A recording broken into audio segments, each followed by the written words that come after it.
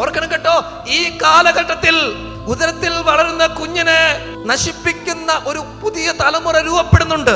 എന്ന് വെച്ചാൽ അബോർഷൻ, ഭ്രൂണഹത്യ. ഇത് ശക്തമായിട്ട് നമ്മുടെ നാട്ടിൽ പെരുകിക്കൊണ്ടിരിക്കുക. ഇത് കേട്ടോണ്ടിരിക്കുമ്പോൾ ജീവിതത്തിൽ ആർക്കെങ്കിലും അങ്ങനെ ഒരു തെറ്റ് പറ്റിപ്പോയെങ്കിൽ അതൊരു കുറ്റബോധത്തിലേക്ക് എത്തിക്കാൻ വേണ്ടിയിട്ടല്ല കേട്ടോ പറയണത്. അറിവില്ലാത്ത കാലഘട്ടത്തിൽ നമുക്കതിനെ കുറിച്ച് ബോധമില്ലായിരുന്നു. അങ്ങനെ ഒരു കാലഘട്ടത്തിൽ ഒരു തെറ്റിലകപ്പെട്ടു പോയെങ്കിൽ അത് കുമ്പസാരത്തിൽ ഏറ്റു പറയുക, ദൈവം അതിനെ നിന്റെ മേലെ ശിക്ഷ വിധിക്കാൻ പോകുമല്ല, ദൈവം നിന്നോട് കാരുണ്യം കാണിക്കാൻ പോകുക, കുറ്റബോധത്തിലേക്ക് പോകണ്ട. പക്ഷേ ഇപ്പോൾ ഒരു കുഞ്ഞായി കഴിഞ്ഞാൽ പ്രതീക്ഷിച്ചതല്ല.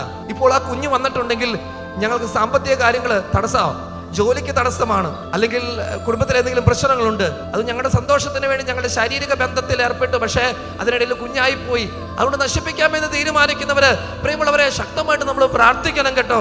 എന്തിനു വേണ്ടിയിട്ടാണെന്നറിയുമോ? അവരുടെ എല്ലാം മാനസാന്തരത്തിന് വേണ്ടി.